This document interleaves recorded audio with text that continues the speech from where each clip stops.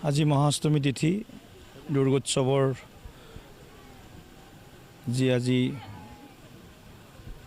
পৰিৱেশ খুব গোমা ৰাইজ তেনেধৰণে ওলাই অহা নাই তথাপিও পৰম্পৰা আধ্যাত্মিক বিশ্বাস অনুসৰি ৰাইজে বিধি বিধান মতেহে কেৱল পূজাখন পাতিছে গতিকে আমিও প্ৰতি বছৰ দৰে এইবাৰো আমি ৰোটা চাৰিআলিত আহিছোঁ বিভিন্ন স্থানত ৰাইজক দুৰ্গোৎসৱৰ এবাৰ শুভেচ্ছা দিছোঁ আৰু সামগ্ৰিকভাৱে মা দুৰ্গাৰ চৰণত আমাৰ সকলোৰে এটাই প্ৰাৰ্থনা যাতে মা দুৰ্গাই সমাজৰ পৰা অপায় অমংগল সকলোবিলাক দূৰ কৰি যাতে অনাগত বছৰটোৰ বাবে আমাক সকলোকে সুখ শান্তি আৰু সমৃদ্ধিৰ মংগল আশীৰ্বাদ প্ৰদান কৰে সেয়াই আমাৰ মাৰ চৰণত প্ৰাৰ্থনা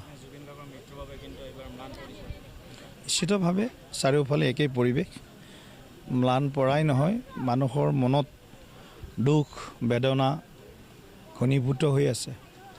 আৰু সেইকাৰণে ৰাইজো তেনেধৰণে ওলাই অহা নাই সকলো পূজাস্থলীত আমি দেখিছোঁ সাংস্কৃতিক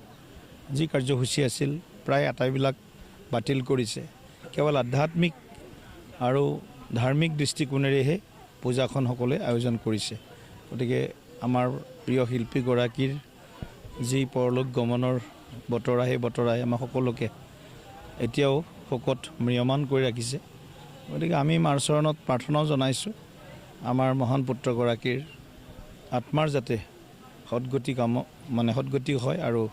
মাই যাতে তেখেতকো শ্ৰী চৰণত স্থান দিয়ে আত্মাক সেইটোৱে প্ৰাৰ্থনা জনাইছোঁ নমস্কাৰ ছাৰ কালিবাৰীলৈকে যাব কালিবাৰী হ'ব আৰু এক ঠাইতে কৰিলে আৰু আহিছিল এটা সমস্যা আছে পিছত নেক্সট টাইম আহিম হ'ব ছাৰ বাৰু কিবা বেলেগ কাৰো আছে ন দীপাৱলীত আমাৰ এবাৰ 75 ইয়াৰ্ছ হয় নেকি সেইটো মোক লাগিব আমি পাথৰৰ মূৰ্তি আনি হয় নেকি ঠিক আছে দীপাৱলী যোগাযোগ কৰি আপোনাক জনাই আছোঁ হ'ব খবৰ দিম ছাৰ হ'ব দিয়ক